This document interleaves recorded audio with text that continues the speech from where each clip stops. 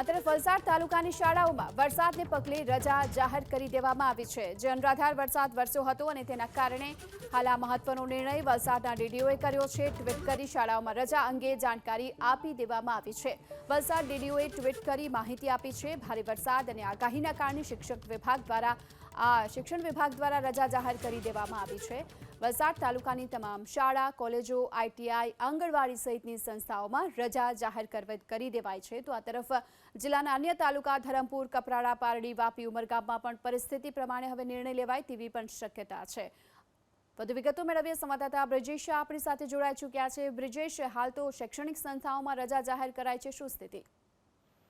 ગતરોજ મોડી રાત્રે ધોધમાર વરસાદ પડ્યો હતો। સાંજથી જ ધોધમાર વરસાદ પડવાને કારણે ઘણી જગ્યાએ નીચાણવાળા વિસ્તારોને પ્રભાવિત થયા હતા।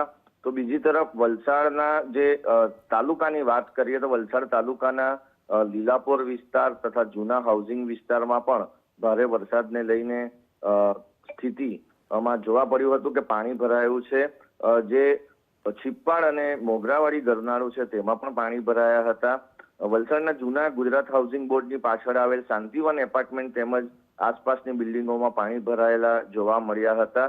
તો સર્કિટ હાઉસ ખાતે એક ઝાડ પડી જવાની ઘટના પણ બની હતી। તો બીજી તરફ ડીડીઓએ ટ્વીટ કરીને તમામ શાળા, આઈટીઆઈ, આંગણવાડી તથા કોલેજમાં રજા જાહેર કરી છે। પરંતુ મહત્વની બાબત છે, આ વલસાડ તાલુકા પૂરતી જ છે, વલસાડ જિલ્લા માટે નથી। જેમ જેમ જ્યાં જે વરસાદ હશે તેમ તેમ નિર્ણય લેવાશે તેવું પણ વધુ જણાવાયું છે। પરંતુ વલસાડ તાલુકા માટે, કારણ કે જે એપ્રોચ રોડ છે અહીં આવવા માટેના, ત્યાં પાણી ભરાવાની ઘટનાને પગલે આ નિર્ણય લેવાયો છે। જો અચાનક જ વરસાદ પડે તો આવાજાહી માટેના રોડ બંધ ન થઈ જાય અને કોઈએ અટવાવું ન પડે તેને લઈને આ નિર્ણય લેવાયો છે। પરંતુ હાલ વરસાદે વિરામ લેતા ઘણી જગ્યા પરથી પાણી ઓસરી પણ ચૂક્યા છે।